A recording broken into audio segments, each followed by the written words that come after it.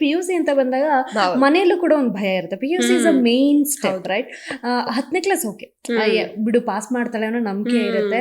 ಅದೆಲ್ಲ ಒಂದ್ ಕಡೆ ಸ್ವಲ್ಪ ಕಾಮ್ನೆಸ್ ಇರುತ್ತೆ, ಮಾಡ್ಕೋತಾಳೆ ಬಿಡು 10ನೇ ಕ್ಲಾಸ್ದಲ್ವಾ.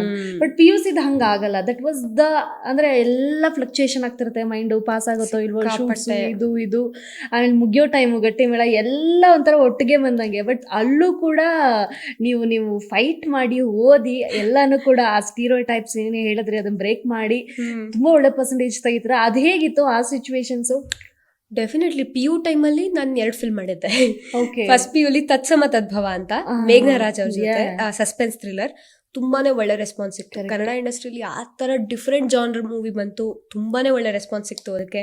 ನನ್ನ ಪಾತ್ರ ನಿಧಿ ಅಂತ, ಮೇಘ್ನಾ ರಾಜ್ ಅವ್ರ ಮಗಳು ರೋಲು. ಅದಕ್ಕೂ ತುಂಬಾ ಜನ ಮೆಚ್ಚುಗೆ ಕೊಟ್ರು, ಎಷ್ಟು ಚೆನ್ನಾಗಿ ಮಾಡಿದ್ಯಾ, ಎಷ್ಟು ನ್ಯಾಚುರಲ್ ಆಗಿ ಮಾಡಿದ್ಯಾ ಅಂತ. ಅದು ನಾನು ಫಸ್ಟ್ PU ಇದ್ದಾಗ ಮಾಡಿದ್ದೆ. ಸೆಕೆಂಡ್ PU ಬಂದಾಗ ಇನ್ನೇನು ಎಕ್ಸಾಮ್ ಟೈಮು KD ಫಿಲ್ಮ್ ಶೂಟ್ಗೆ ಹೋಗಿದ್ದೆ. KD ಅಂತ ಧ್ರುವ ಸರ್ಜಾ ಸರ್ದು, ಅದ್ರಲ್ಲಿ ಮಾಡ್ತಾ ಇದ್ದೀನಿ. ಸೊ ಆ ಶೂಟ್ ಆಯ್ತು. ಸೊ ಎಲ್ಲ ಜೊತೆಲೆ ಮಾಡಿದ್ರೆ, ಜೊತೆ ಗಟ್ಟಿ ಮೇಳ.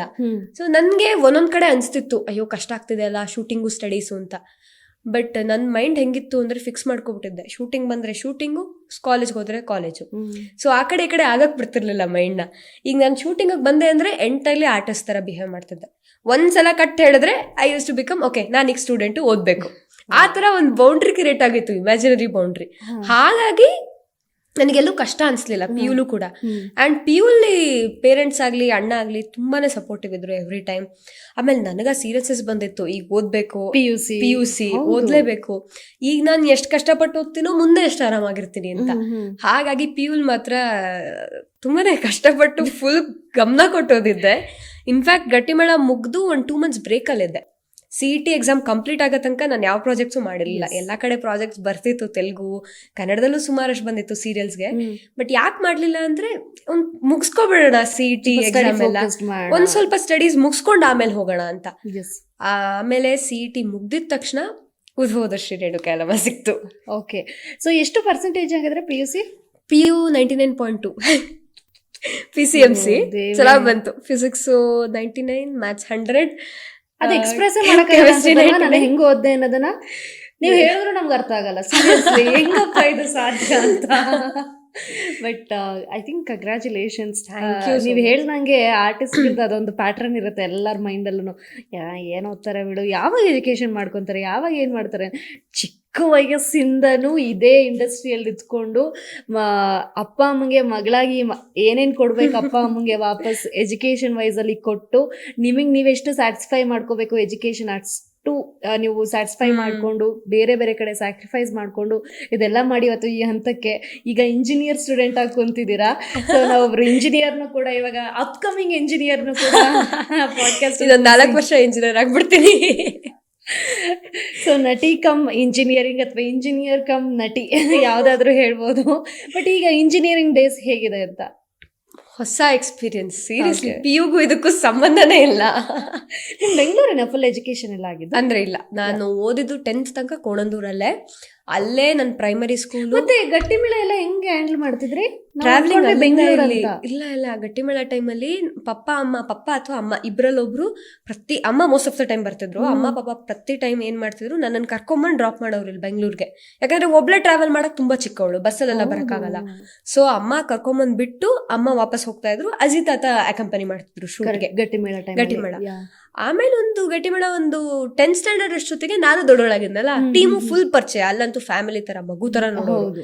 ಸೊ ಆರಾಮಾಗಿ ಅಣ್ಣ ಎಲ್ಲ ಆರಾಮಾಗಿ ಒಬ್ಳೆ ಹೋಗಕ್ ಸ್ಟಾರ್ಟ್ ಮಾಡಿದೆ. ಅವಾಗ ಅವರೇ ಪಿಕಪ್ ಡ್ರಾಪ್ ಮಾಡ್ತಿದ್ರು. ಅಂಡ್ ಅಕ್ಕಂದ್ರಿದ್ರಲ್ಲ, ಸೊ ಧೈರ್ಯವಾಗಿ ಆರಾಮಾಗಿ ಒಬ್ಳೆ ಹೋಗ್ತಿದ್ದೆ. ಗಟ್ಟಿಮೇಳ ಅಂತೂ ಫುಲ್ ಹುಡುಗಿರೆ. ಸೊ ಆರಾಮಾಗಿದ್ದೆ ಅಕ್ಕಂದ್ರ ಜೊತೆ. ಸೊ ಅಂದ್ರೆ ಟ್ರಾವೆಲಿಂಗ್ ಎಲ್ಲ ಅಪ್ಪ ಅಮ್ಮನೇ ನೋಡ್ಕೊಂಡು?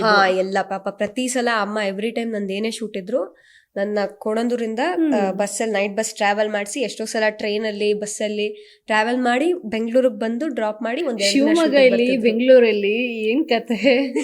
PUಗೆ ನಾನು ಇಲ್ಲಿಗೆ ಸ್ಟಾರ್ಟ್ ಮಾಡಿದ್ದು ಓದಕ್ಕೆ. ಓಕೆ PUC ಬ್ಯಾಂಗ್ಳೂರಲ್ಲಿ ಅಜಿತ್ ತಾತ ಮನೆಯಲ್ಲಿ. ಅಲ್ಲಿ ತನಕ ಪೂರ್ತಿ ಎಲ್ಲ ಮುಗಿಸಿದ್ದು ಕೋಣಂದೂರು. ನೈಸ್.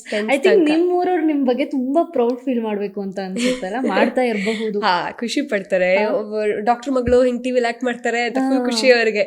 ಅಪ್ಪ ಅಮ್ಮ ಡಾಕ್ಟ್ರು, ಮಗಳು ನಟಿ, ಅಣ್ಣ ಡಾಕ್ಟ್ರು, ಏನ್ ಬೇಕಪ್ಪ ಹೋಲ್ ಫ್ಯಾಮಿಲಿಗೆ. ಸೊ ನೆಕ್ಸ್ಟ್ ಇಂಜಿನಿಯರ್ ಡೇಸ್ ಹೇಗಿದೆ ಅಂತ ಹೇಳ್ತಿದ್ರಿ ನೀವು. ಚೆನ್ನಾಗಿದೆ, ಒಂಥರ ಹೊಸ ಎಕ್ಸ್ಪೀರಿಯನ್ಸ್. ಒಳ್ಳೆ ಫ್ರೆಂಡ್ಸ್ ಸಿಕ್ಕಿದ್ದಾರೆ, ಅದು ಮುಖ್ಯ. ತುಂಬಾನೇ ಸಪೋರ್ಟಿವ್ ಫ್ರೆಂಡ್ಸ್ ಸಿಕ್ಕಿದ್ದಾರೆ. ಎಷ್ಟೇ ಸ್ಟ್ರೆಸ್ ಅಲ್ಲಿ ಇದ್ರು ಹೆಲ್ಪ್ ಮಾಡೋಂತ ಫ್ರೆಂಡ್ಸ್ ಸಿಕ್ಕಿದ್ದಾರೆ. ಪಿಯುಲು ತುಂಬಾನೇ ಒಳ್ಳೆ ಫ್ರೆಂಡ್ಸ್ ಸಿಕ್ಕಿದ್ರು.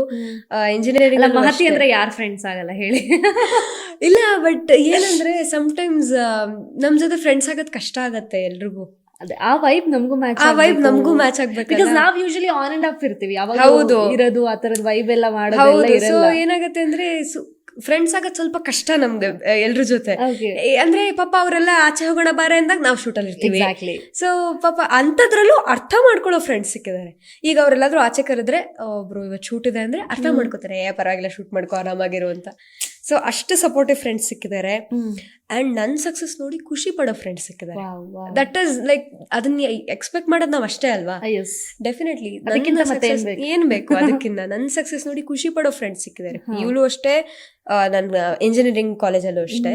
ಸೊ ನನ್ ಎಷ್ಟೇ ಅಸೈನ್ಮೆಂಟ್ಸ್ ಇರ್ಲಿ, ಏನೇ ಇರ್ಲಿ, ಎಷ್ಟೇ ಸ್ಟ್ರೆಸ್ ಅಲ್ಲಿ ಇದ್ರು ಪಾಪ ಎಲ್ಲಾ ಮ್ಯಾನೇಜ್ ಆಗುತ್ತೆ ಬಿಕಾಸ್ ಆಫ್ ಮೈ ಫ್ರೆಂಡ್ಸ್. ಅಲ್ಲ, ಇಂಜಿನಿಯರ್ನ ಬೆಳಗ್ಗೆಯಿಂದ ಸಂಜೆವರೆಗೂ ಓದಿ ಮಾಡಿ ಅದೆಲ್ಲ ಮಾಡ್ಕೊಳ್ಳೋದೇ ಒಂಥರ.